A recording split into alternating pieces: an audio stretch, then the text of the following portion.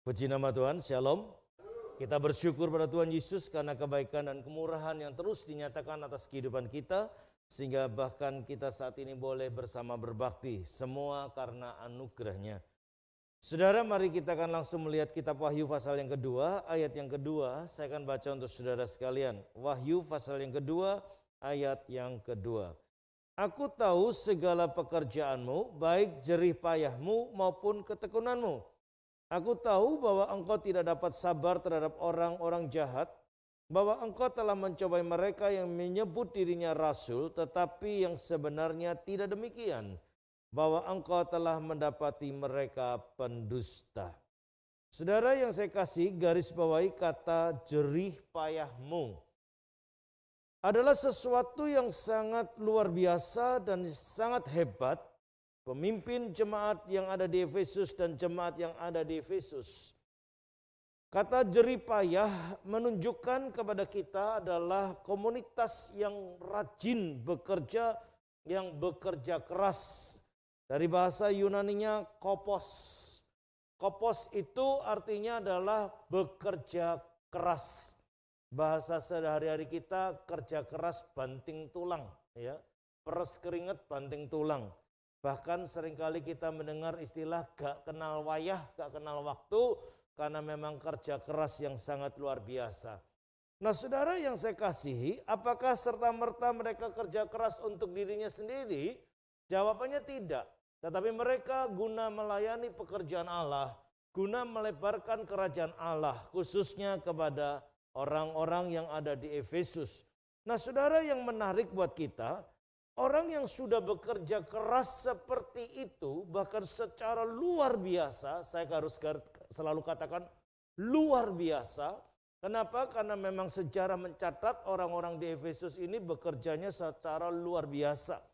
Dan pendapatan penghasilan mereka juga sangat luar biasa. Tetapi saudara, yang sangat ironis, yang sangat mencemaskan, dikatakan ayat yang keempat. Namun demikian, aku mencela engkau karena engkau telah meninggalkan kasihmu yang semula. Ini sesuatu yang sangat ironis, saudara.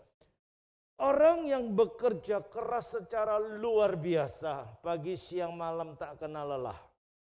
Kalau istilah di KKS ini bekerja full hard atau full time 24 jam.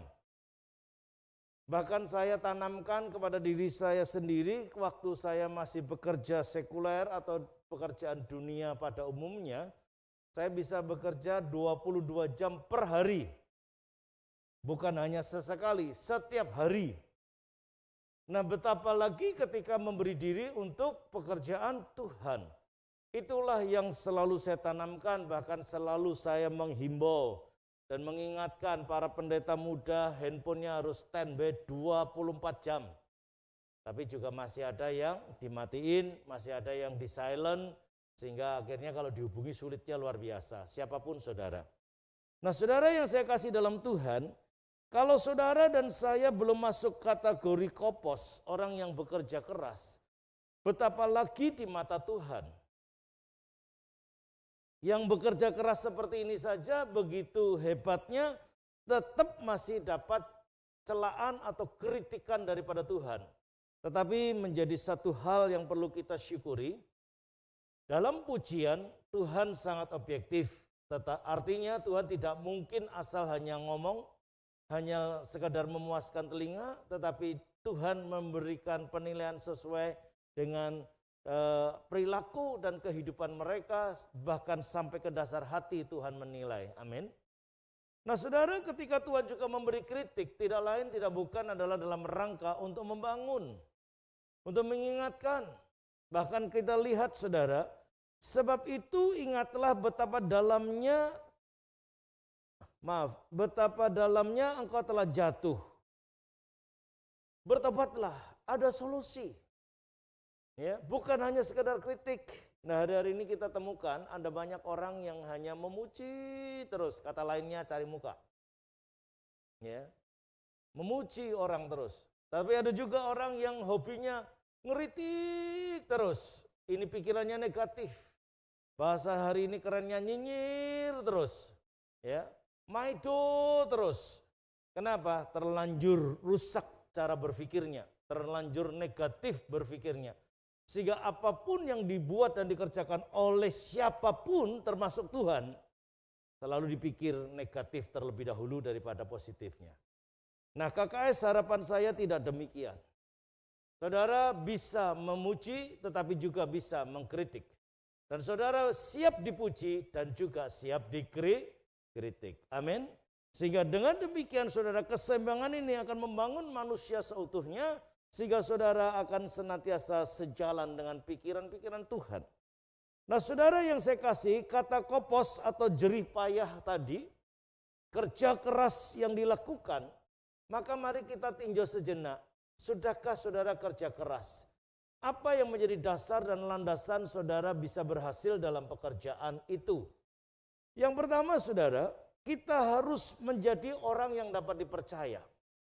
Karena kalau saudara dan saya tidak bisa menjadi orang yang dipercaya, apa yang akan kita lakukan?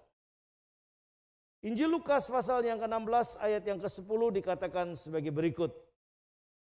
Barang siapa setia dalam perkara-perkara kecil, ia setia juga dalam perkara-perkara besar. Dan barang siapa tidak benar dalam perkara-perkara kecil, ia tidak benar juga dalam perkara-perkara besar. Maka nggak heran kalau beberapa hari kemarin Wakil DPR RI kita, Aziz Samsudin, punya jabatan prestigius, punya fasilitas yang hebat, tetapi karena nggak bisa dipercaya dengan perkara yang besar, maka korupsi terjadi. Ya, korupsi terjadi. Nah, itulah yang menjadi satu keprihatinan. Ini contoh, ya. Setialah dari perkara-perkara yang kecil. Jadilah orang yang dapat dipercaya. Sekecil apapun pekerjaan yang hari ini dipercayakan dalam hidup saudara dan saya, mari kita lakukan dengan saksama, dengan segenap hati. Tadi pagi saya berikan contoh ketika proses pengembalaan yang pertama kali dibuat di tempat ini. Ya. Gereja masih selebar podium ini saja, mimbar ada di sana. Jemaat pertama mula-mula hanya 1 orang untuk minggu pertama, minggu kedua 2 orang, minggu ketiga 3 orang dan seterusnya. Tetapi oleh karena kasih Tuhan, karena saya boleh masuk kategori dapat dipercaya, tidak tinggal gelanggang colong pelayu. Artinya apa? Meninggalkan apa yang dipercayakan oleh Tuhan. Sudah jelas di Jakarta lebih banyak, lebih kurang 80 orang telah dilayani. Masakan memasuki sesuatu yang baru sesuai perintah Allah harus memulai dari 0 kembali dan hanya 1 jiwa saja. Tetapi karena tahu bahwa ini adalah pekerjaan Allah, saya lakukan dengan segenap hati tanpa keraguan-raguan. Sehingga kepercayaan yang Allah berikan dari tahun ke tahun bertambah, bahkan sekarang sudah mencapai lebih dari 500 jiwa yang di sini saja. Belum yang di luar sana. Maka sekali lagi saudara, itu bukan kuat dan gagah saya atau bisanya saya. Tetapi sekali lagi karena Tuhan yang mempercayakannya. Amin. Maka dari itu saudara, mari kita lakukan segala sesuatu seperti yang dikatakan oleh Paulus kepada jemaat yang ada di Kolose pasal yang ketiga ayat 23 dan 24. Apapun juga yang kamu perbuat, perbuatlah dengan segenap hatimu, seperti untuk Tuhan dan bukan untuk manusia. Kamu tahu bahwa dari Tuhanlah kamu akan menerima bagian yang ditentukan bagimu sebagai upah. Kristus adalah Tuhan dan kamu adalah hamba-Nya. Sadari bahwa kita adalah hamba Allah, hamba Tuhan. Maka saudara, ketika kita melakukannya dengan segenap hati, benar-benar untuk Tuhan, maka saya percaya Tuhan tidak pernah meninggalkan kita. Amin. Bagaimana dengan pekerjaan keseharian dalam bidang apapun yang saudara hari ini kerjakan? Entah sebagai penjajah gorengan, entah sebagai penjajah usaha wedangan, entah sebagai pengusaha punya pabrik dan sebagainya. Sama kriterianya. Apa yang Allah percayakan, kerjakanlah seperti untuk Tuhan. Dan ketika saudara telah bekerja, kemudian membawa hasil, pertanyaannya hasilnya untuk apa? Kalau Alkitab mengatakan dari Dia, oleh Dia, dan bagi Dia, sudahkah demikian? Seringkali justru yang terjadi adalah dari dia kita akui karena kita minta pekerjaan, kita dapat pekerjaan. Dari dia kita akui karena kita minta diberkati pekerjaannya dan diberkati. Tetapi oleh dia kita nggak ngakuin. Sulit untuk mengakui oleh dia. Kenapa saudara? Karena saudara berpikir aku tangi esok turu sampai wengi, kerja banting tulang pros keringet, dan saudara mulai mengukur. Kalau aku tidak seperti ini, bagaimana bisa mencukupkan kebutuhan hidup? Ini sudah tidak lagi perannya oleh dia itu enggak ada. Nah kalau sudah seperti ini, boro-boro bagi dia. Apa yang kita dapatkan, kita mau kembalikan bagi dia. Betulkah demikian? Maka yang terjadi hari ini pada umumnya, kerja keras, kopos terjadi, mendapatkan hasil yang pada umumnya hari ini bayar utang. Halo? Yang pada umumnya hari ini terjadi apa? Bayar hutang. Yang kedua, kalau nggak bayar hutang, kalau nggak punya hutang, maka saudara akan berpikir yang sama secara umum dimanapun akan berkata, ya aku kerja keras demi anak istriku. Kata lain demi keluarga. Salahkah? Tidak. Betulkah? Betul. Karena istri, anak, atau keluarga adalah apa yang dimaksudkan Tuhan, yang direncanakan oleh Tuhan. Halo? Saudara punya anak, jangan berpikir karena saudara seorang yang satu dengan yang lain saling mencintai. Bukan. Kalau saudara dipercayakan anak, karena Tuhan mau, itu ada. Dan ketika saudara bekerja untuk anak, karena memang sedang mengambil bagian rencana Allah, saudara sedang bekerja untuk Tuhan itu. Makanya kalau punya anak enggak disengsarakan, enggak ditelantarkan, diberkatilah hidupnya. Ya. Tetapi saudara masih banyak hari ini yang terjadi sebaliknya. Bahkan seringkali kita mempergunakan kata kalimat yang tidak seharusnya anak dengar. Bapak ibu kerja keras, papa mama kerja keras, kamu cuma hambur-hamburkan uang, kamu jadi anak enggak tahu diri. Nah ini sesuatu konsep yang paling salah. Sehingga akhirnya luka hati terjadi dalam diri si anak.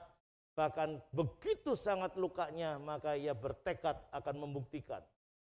Dan ketika ia berhasil, dia lupa akan orang tuanya. Apalagi Tuhannya. Maka dari itu saudara yang saya kasih, mari. Apa yang hari ini Allah percayakan? Mari kita kerjakan dengan saksama, dengan sungguh hati. Termasuk dalam pelayanan pekerjaan Tuhan ini. Kalau saudara mengerjakannya dengan segenap hati seperti untuk Tuhan dan memang untuk Tuhan. Dan ciri-ciri orang yang bekerja untuk Tuhan tidak pernah meminta apresiasi. Ciri-ciri orang yang benar-benar untuk Tuhan, dia tidak pernah minta penghargaan. Karena semua itu milik Tuhan. Kalau saudara minta, berarti saudara mencuri milik Tuhan. Dari dia, oleh dia, bagi dia.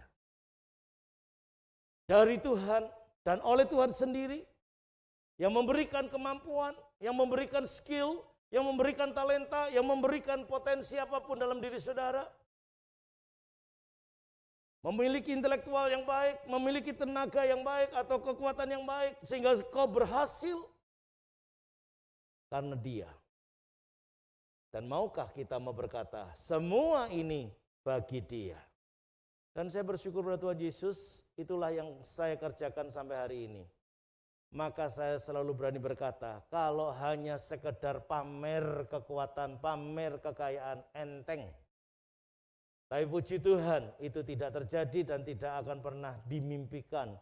Tetapi saya memuliakan Tuhan dalam segala perkara. Dan saya katakan, saya siap habiskan apapun yang hari ini Tuhan percayakan untuk kepentingan keselamatan jiwa. Dan itu sudah teruji dari tahun ke tahun, dari waktu ke waktu. Sudah teruji, sudah terbukti. Maka dari itu saudara, kalau konsep kita bekerja dan menjadi orang yang dipercaya tadi, dikerjakan dengan saksama, saya percaya Tuhan tidak pernah meninggalkan kita. Memang saya sempat mengalami sesuatu yang hebat. Tapi apakah saya berkekurangan? Ini sedikit guyon. Beberapa hari lalu atau minggu lalu, Saya sama istri saya ke Busuan, tepatnya yang namanya Klengkeng. Di sana saya sedang bangun satu tempat dan juga untuk industri ikan koi. Saya sempat ngomong sama istri saya begini, Mam, tolong ya, izinkan ya, ini tak selesaikan.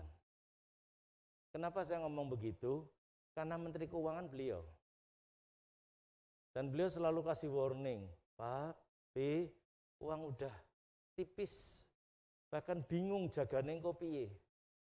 Tapi saya dengan rendah hati minta, nggak perlu gengsi, nggak perlu malu. Saya ngomong sama istri saya, Mam tolong ya, izinkan, ini tak selesaikan. Ya udah, neng ojo kakean pi, iya. Tapi terus saja tambah ini, tambah itu, tambah ini, tambah itu, nggak rampung-rampung. Ya. Kalau di atas kertas, harusnya sudah tidak punya uang. Tapi kalau bicara kasih karunia, tidak pernah henti-hentinya berkat mengalir. Halo? Memang kalau belum hidup sama saya susah memahami. Tapi kalau saudara bisa hidup sama saya, tidak usah lama-lama, sebulan saja ngawal saya. Pasti saudara tahu apa yang saya buat. Dan saudara berkata, wow, Tuhan itu memang dahsyat. Maka sekali lagi saya mau katakan, dalam mengatur pekerjaan, jadilah orang yang dapat dipercaya. Kalau saudara dapat dipercaya, maka Tuhan akan melimpahkan lagi perkara yang lebih besar. Tapi kalau sudah besar, kalau mentalnya sudah nggak benar, ya kayak tadi, wakil MPR, DPR tadi, jabatan apa yang tidak begitu prestisnya? Jabatan yang penuh dengan segala fasilitas. Ya. Pendapatannya bukan lagi juta, miliar. Masih muda, masih punya potensi. Tapi dia habiskan masa mudanya atau segala yang didapatkannya hanya di dalam penjara. Ini kan kebodohan. Oleh sebab itu yang kedua, jadilah orang yang jujur. Dapat dipercaya dan jujur. Kitab Amsal mengatakan begini saudara. Amsal 11 ayat yang ke-11. Berkat orang jujur memperkembangkan kota, tetapi mulut orang fasik meruntuhkannya. Saudara dan saya kalau kategorinya adalah sebagai orang jujur, karena orang jujur, kota itu berkembang. Karena kejujuran, pekerjaan itu berkembang. Dapat dipercaya, jujur. Iya katakan iya, tidak katakan tidak. Maka semuanya akan bertumbuh secara luar biasa. Maka dari itu saudara, kerja keras saja, kopos saja tidak cukup. Harus ada nilai-nilai yang harus diperhatikan. Dapat dipercaya dan yang kedua, jujur. Dengan demikian akan langgeng. Bahkan bisa dimungkinkan potensi untuk menjadi pimpinan yang lebih tinggi. Bahkan saking jujurnya bisa dipercaya menjadi pemimpin negeri. Itulah yang saat ini didambakan oleh Tuhan. KKS harus berani memotori akan hal-hal seperti itu. Itu yang kedua. Yang ketiga saudara, selain dapat dipercaya, jujur, maka yang ketiga rajin. Apa rajin itu? Tidak pernah menyerah. Tidak pernah jeda atau interlude atau sela atau istirahat se, leren se, pekelinu. Maka Alkitab mengingatkan baik tidak baik keadaanmu, tetaplah kabarkan Injil. Kalau ditanya dalam struktur tubuh atau anatomi tubuh rasanya capeknya bukan main. Tapi kalau kita sudah masuk dalam hadirat Allah, ada kekuatan yang baru. Katakan amin. Ada semangat yang baru. Ada damai sejahtera. Dan itulah yang memberikan kemampuan dan kekuatan secara khusus. Itu sebabnya Amsal pasalnya yang ke-10. Amsal pasal yang ke-10, ayat yang ke-4. Tangan yang lamban membuat apa? miskin. Tetapi tangan orang rajin menjadi kaya. Orang kepingin kaya semuanya, tapi nggak tahu apa yang harus dibuat. Kalau toh pun sudah tahu apa yang dibuat, kenapa masih bisa bermalas-malasan? Saudara lihat hidup saya, maka saya berani katakan contohlah iman pemimpinmu. Saudara lihat hidup saya. Kapan saya bermalas-malasan? Sampai corone males we lali. Kesempatan untuk bermalas-malasan enggak terjadi. Ada saja yang harus dikerjakan, yang harus diselesaikan. Ada saja. Mau jam berapapun. Bahkan ada begitu banyak jadwal, seringkali saya juga meminta nanti jam 12 malam ketemu saya. Nanti jam 6 pagi ketemu saya.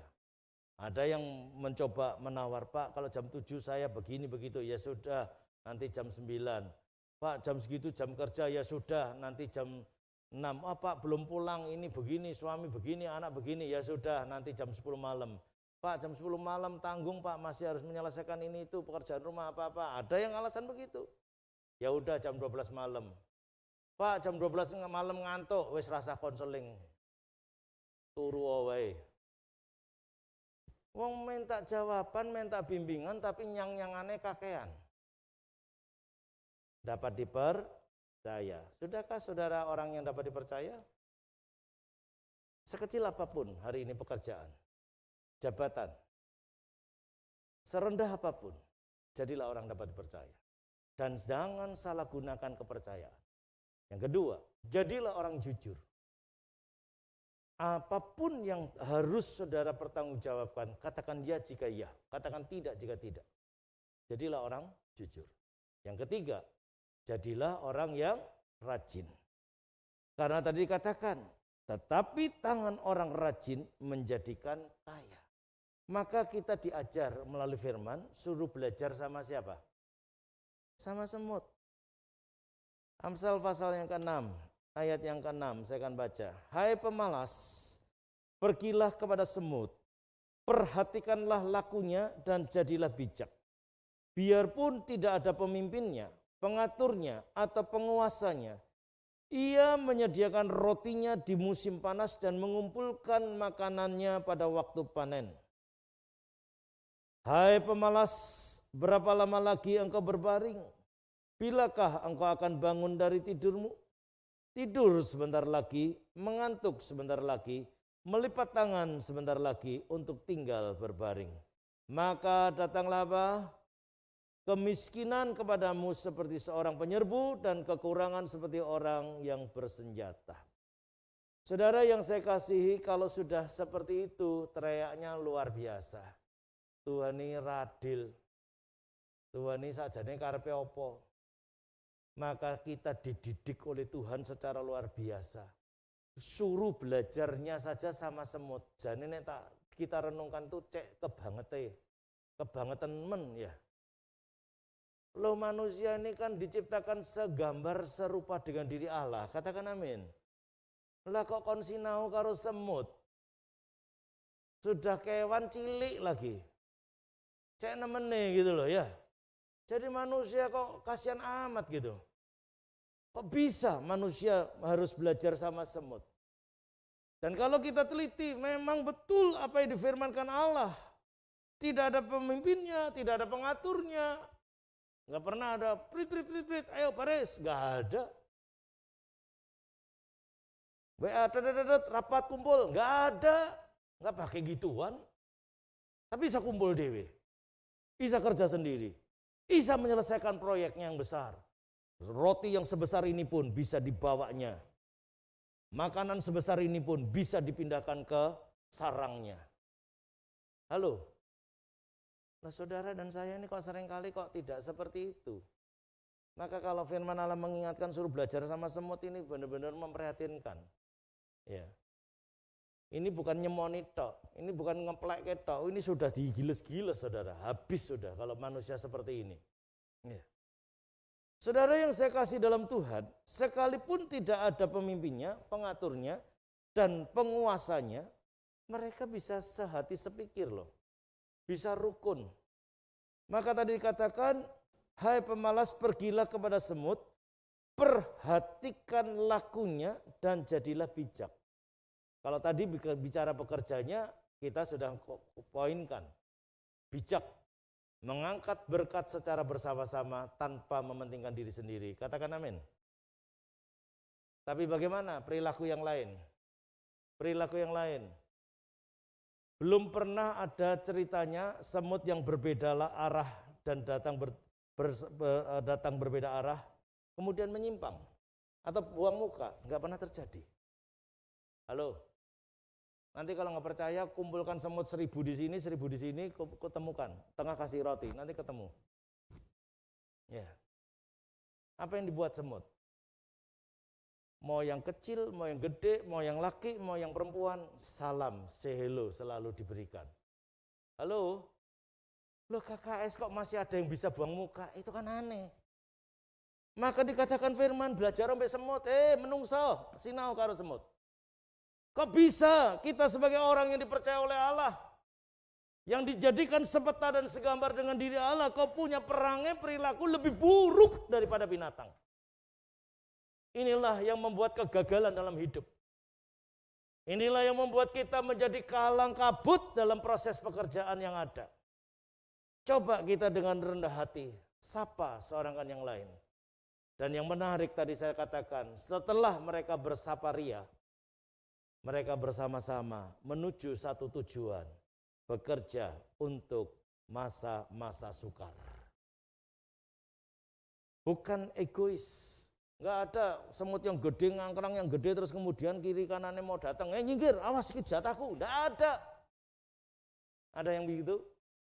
Enggak ada. Terus paranisnya gitu, enggak ada. Entum-tupan sih, enggak ada. Bahkan dengan sinyalnya, dengan frekuensi yang ada, dengan isyarat mereka yang ada, mereka bisa datang bersama-sama dalam waktu yang bersamaan. Dan kemudian dibawanya lah makanan, entah itu binatang, entah itu roti, entah apa, dibawa bersama-sama. Luar biasa. KKS harus mengilhami hal ini. Maka tidak ada seorang pun yang berkekurangan di antara kita. Enggak ada yang berkekurangan. Dan itulah ciri-ciri pengajaran Rasul. Ya. Kalau sampai masih ada kekurangan berarti saudara belum diajar. Belum diajar atau tidak mau diajar. Menurut saya pengajaran sudah ada. Kalau tetap masih kekurangan berarti saudara belum mau diajar. Maka saudara saya perhatikan orang yang benar mau diajar, dididik oleh Tuhan. Frekuensi pertumbuhan hidup imannya makin hari makin nyata. Pertumbuhan iman selalu seiring sejalan dengan pertumbuhan berkat secara jasmani atau finansial. Itu menyertai saudara. Oleh sebab itu sekali lagi saudara yang saya kasihi, inilah kriteria daripada orang-orang yang ada di Efesus yang sangat hebat tadi. Mereka bisa bekerja secara luar biasa, bekerja keras, kopos, sampai gobios. Tetapi kenapa saudara Tuhan tiba-tiba mencela, mengkritik? Namun demikian aku mencela engkau karena engkau telah meninggalkan kasih-Mu yang semula.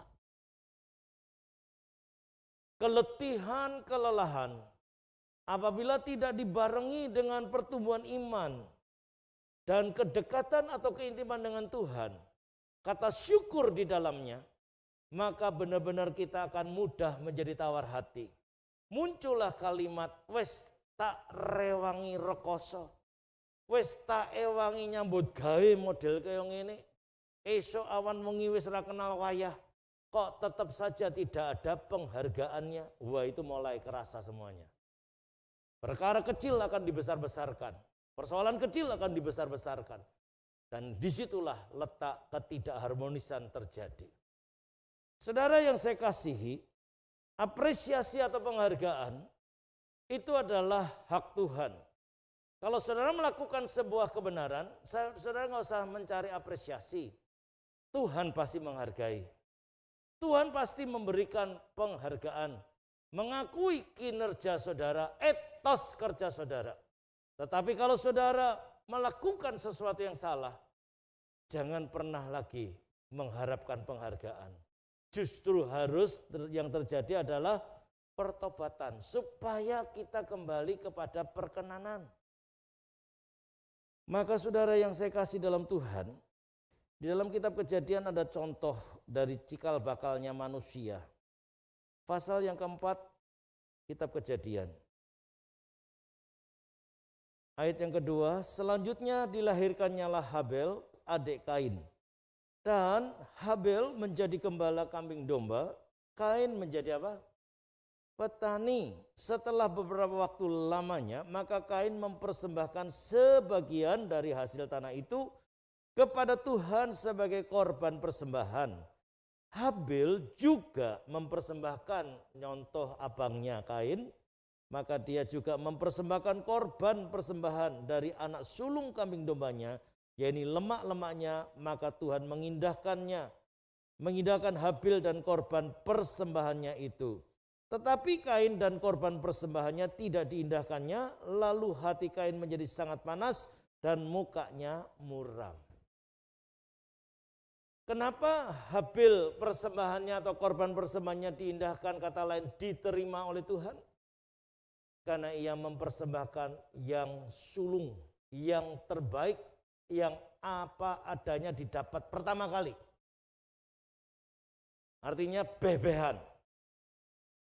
Tetapi mengapa Kain ditolak? Karena dia tidak mempersembahkan yang sulung dari pertaniannya. Tapi dia mempersembahkan sebagian hasil yang didapatnya. Disinilah saudara menjadi satu perenungan buat kita. Wes salah, njaluk apresiasi. Sudah salah, minta penghargaan. Inilah contoh yang sangat mengerikan. Dan akibat itu ketidakpuasan muncul, kemarahan muncul, maka tadi dikatakan menjadi sangat panas hati Kain dan muram mukanya. Anyel gregeten, lah anyel gregeten mbek Gusti Yesus, mbek Tuhan, lah yo aneh. Semoga KKS tidak ada yang gregeten sama Tuhan. Tapi tanpa disadari seringkali saudara mengucapkan begini, Pak Hengki sebenarnya Tuhan ini maunya apa? Aku sakjane gregeten. Pak Gembala, sampai kapan saya harus menghadapi peristiwa ini? Ini sebenarnya adalah bagian daripada amarah dan muram wajahnya kepada Tuhan. Hati-hati saudara. Karena saudara dan saya benar-benar diperhadapkan pada penghujung zaman yang harus benar-benar mengkritisi proses hidup. Gak bisa seperti yang lalu-lalu masa kemurahan yang panjang. Ini sudah semakin singkat waktunya. Karena makin singkat waktunya maka kita harus semakin mengkritisinya. Sehingga kehidupan saudara dan saya semakin hari semakin berkenan di hadapan Allah. Jangan buang waktu dengan percuma, tetapi kita pergunakan waktu yang ada ini dengan sebaik-baiknya. Karena kesempatannya hampir habis. Atau hampir usai. Dan kalau sudah usai, saudara dan saya tidak bisa lagi mengulang. Ya, maka seringkali kita dapat ilustrasi. Ya, waktu itu dipakai enggak dipakai akan jalan terus. Enggak bisa ikut berhenti. Ya. Tanpa saudara dan saya sadari sehari-hari aktivitas yang kita lakukan, tahu-tahu kita sudah di menjelang penghujung bulan 9. Kok sudah Oktober Pak, kecepatan? Ya. Oh September ya. Sebentar lagi kita sudah masuk bulan Oktober. 3 bulan ke depan sudah selesai tahun 2021. Cepat loh ternyata setahun itu. Ya. Nah saudara yang saya kasih dalam Tuhan, saudara dan saya dilahirkan untuk bekerja. Diadakan untuk bekerja dari proses penciptaan manusia pertama, kuasai, taklukkan, rawat, dan seterusnya. Itu bagian perintah Allah untuk bekerja. Jadi kalau sampai ada di antara kita tidak bekerja, kan aneh. Tetapi kalau saudara bekerja tetapi kita menjadi tawar hati, maka yang terjadi seperti jemaat yang ada di Efesus, atau malaikat jemaat yang ada di Efesus. Mereka melakukan sesuatu yang sangat fatal. Sekalipun telah bekerja keras kopos, tetapi tidak dinilai lagi oleh Tuhan. Kenapa? Tawar hati, gregeten, anyel, marah, begitu sangat berontaknya kepada proses kehidupan, maka saudara tidak menjadi berkenan di hadapan Allah. Ujung akhirnya semuanya akan berantakan. Kalau sudah berantakan, saudara baru mulai teriak lagi, cari Tuhan lagi. Ngapain sih hidup begitu? Kita mau benar-benar jalani hidup ini, tapaki perjalanan hidup ini dengan tepat dan benar. Anak tangga 1, 2, 3 terus kita naikin sampai kepada kesempurnaan. Sampai kepada kesempurnaan. Nanti kalau pas jatuh miskin, saudara jawabnya ketoknya rohani banget. Ya namanya manusia, hidup di dunia kan bagaikan roda berputar. Itu pembelaan diri yang paling bodoh. Kekristenan tidak mengenal konsep roda kehidupan. Ada saatnya di atas katanya, ada saatnya di bawah. Saya tidak mau. Orang Kristen adalah anak tangga kehidupan. Tahapan demi tahapan dinaiki sampai kesempurnaan. Amin. Maka nggak ada grafiknya turun. Kalau toh pun sudah lelah, istirahat saja sejenak. Retreat sendiri. Ngambil waktu sendiri bersama Tuhan. Entah tengah malam, entah subuh, entah kapan saja, entah di tempat mana. Saudara menyendiri nggak pernah salah. Tapi jangan ngelangut, jangan ngelamun, jangan mengutuki Tuhan, jangan mengutuki diri sendiri, jangan mengutuki anggota keluarga saudara. Nanti setan yang masuk. Mari saudara yang saya kasih dalam Tuhan, bekerja keras harus, karena memang itu tuntutan. Dan itu adalah firman, perintah harus kita kerjakan. Bahkan harus bekerja sungguh-sungguh, sekuat tenaga, sehingga semuanya bagi kemuliaan nama Tuhan. Dan yang kedua saudara, kalau toh pun ada kritikan, mari kita syukuri. Karena kritikan-kritikan itu akan membangun kita, sehingga kita makin hari makin berkenan di hadapannya. Kesimpulannya, pekerjaan bisa menghilangkan kasih mula-mula. Kasih mula-mula bisa hilang gara-gara pekerjaan. Itu sebabnya berlakulah bijak. Sikapilah segala sesuatu dengan arif dan benar sesuai dengan ajaran Tuhan. Maka saudara menjadi pribadi yang senantiasa dikenan oleh Tuhan. Amin. Mari kita berdoa. Bapa di surga, terima kasih untuk kesempatan yang indah pada saat siang hari ini. Kami boleh kembali mendengar firman-Mu dan mengingatkan kepada kami Tuhan. Seringkali kami merasa telah bekerja secara luar biasa dalam segala bidang termasuk dalam rumah Tuhan. Seringkali kami menempatkan diri seolah-olah kami adalah paling berjasa dalam keluarga, dalam masyarakat, dalam gereja. Ampuni Tuhan. Bahwa sesungguhnya kami bisa semua karena Engkau yang ada dalam hidup kami. Bahkan Engkau sendiri yang memberikan tuntunan sehingga kami mampu melakukannya. Oleh karenanya kami mau terus Tuhan kembalikan segala sesuatunya bagi kemuliaan Bapa saja. Terpujilah nama-Mu, kami menyerahkan setiap pergumulan umat-Mu tanpa terkecuali.